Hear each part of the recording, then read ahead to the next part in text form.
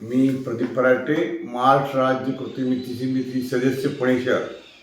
मी सांगलीमध्ये रिक्षा धंदा करतो आणि माझी मुलगी सोनाली फराटे ही वय दिनांक आत्ता रनिंग 28 आहे आणि 17 सालामध्ये तिला जो त्रास होत होता तो कारण की तिच्या डोक्या फिट आली होती. घरी बसल्या आम्ही डॉक्टर ससेना दाखवलं.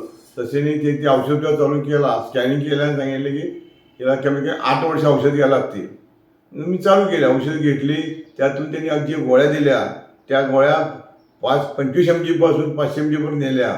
तिथून रिटर्न मागे आणल्यानंतर जो त्याच्या गोळ्याचा साईड इफेक्ट झाला. ते साईड इफेक्ट झाल्यानंतर मी डॉक्टरांना म्हणलं, डॉक्टर मुलगी अंगात फुगायला आणि याला काय करायचं आणि ब्लिडिंग वाढलं म्हणलं त्याला. आता मासिक पाळी ब्लिडिंग फार वाढली, कंटिन्यू थांबणार. ते म्हणले तुम्ही असं करा, आपल्या मिशनमध्ये तर त्यांचा मिशनमध्ये दवाखाना होता. ते म्हणले लेडीज डॉक्टर दाखवा.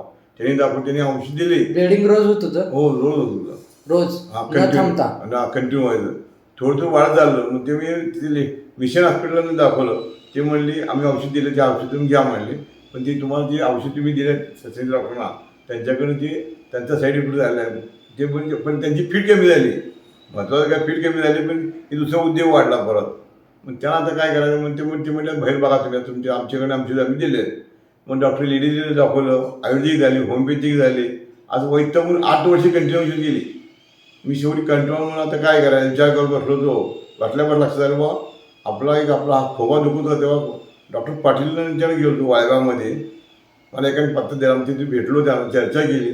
ते मला असं म्हणलं माझा खोबा 2 महिन्यात तिने कव्हर केला. आमचे शिक्षक आले, बंधू पालक म्हणजे आपोआप कमरत त्रास होतो.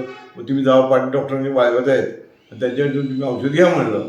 त्यांना बराच फरक पडल्यानंतर मग मध्ये 8 वर्ष गॅप पडला आमचा. आणि त्यानंतर 2019ला पूर आला, 2019ला. त्या पुरामध्ये त्यांचा दवाखाना पाण्यामध्ये तरंगावला. त्यामुळे त्यांनी शिफ्टिंग इस्लामपूरमध्ये केलं. तो मला माहीत नव्हतं ना. मग मी काय केलो, 23ला त्यांचा चेक करून गेलो ऑनलाईनवर. मग मला माहिती मिळाली बाबा ह्यांचं दवाखाना इस्लामपूरमध्ये आहे. मग आज जेव्हा उद्या करत 1 वर्ष तसं गेलं. 24ला मग काय विषय आला की चला त्यांच्या दवाखान्यातून विजिट द्या. मग ते गेलं. मग त्याला सांगितलं मला ओळख लागा म्हणलं मी माझ्या 1000 पेशंट येतात, मला कोणती ओळखणार म्हणले.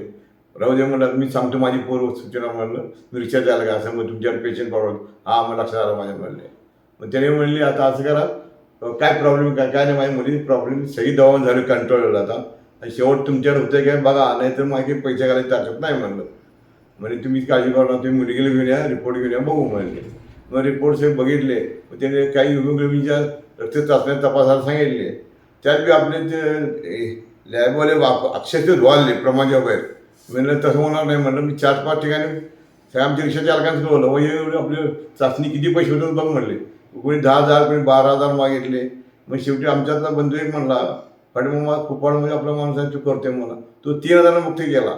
10-15 कोटी 3 कोटी त्यातून त्यात पैसे वाचवत आलो. मग त्यानंतर पाटील सरांना म्हणलं माणसं आपली आहेत कुपाडत म्हणले तिथं पाठवत जाऊ मग त्या तपासायला बाहेर कुठे पैसे वाढण्यापेक्षा म्हणलं.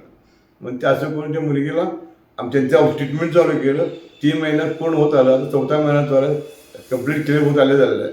आणि आता मी काय म्हणतो, असं जर कोणा आजार असेल तर त्यांनी अवश्य इस्लामपूरला टेस्ट हे द्यावं, विजिट द्यावी.